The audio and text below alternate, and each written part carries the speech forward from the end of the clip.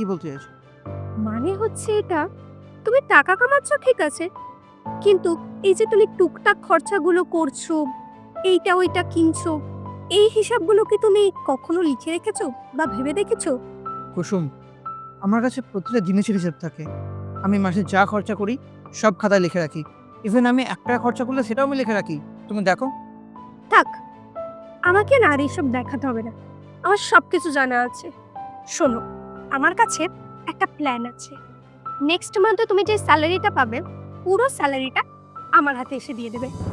তারপরে তুমি দেখবে আমি কিভাবে ম্যাজিক করে ঘর সংসারও চালাচ্ছি আর তোমার হাত খরচাও ঠিক বার করে দিচ্ছি। এত বছর ধরে আমি কিছু করতে পারলাম না, আর তুমি একদিনে সব মেকআপ করে নেবে?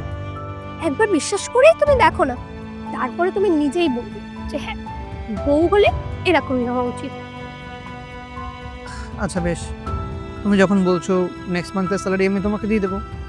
দেখবো তুমি কি করতে পারো। ঠিক আছে। এবার বুঝলে তো বিষয়টা কি?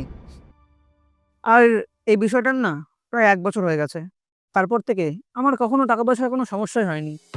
মাসের শেষ হলে সব খরচা তো হয়ে যেত। কিন্তু যে ছোটখাটো খরচাগুলো থাকতো না, সেইগুলোর জন্য আমার লাস্টে গিয়ে কিছুতেই বাজেট ফিক্স করতে পারতাম না।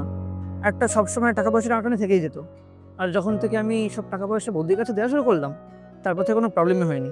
আমি তো বলবো তুইও এটাই কর। নিজের স্যালারি নিজের মাকে বা নিজের বউকে দিয়ে দে।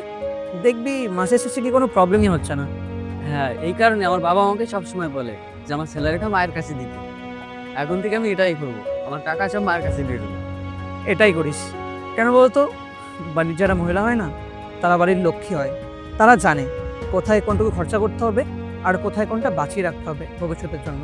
দেখ, প্রথম হয়তো নিজের কেমন কেমন লাগবে, কিন্তু তারপরে গিয়ে না কোনো প্রবলেমই হবে না। বুঝতে পারলি তো? চল। আচ্ছা চল তাহলে।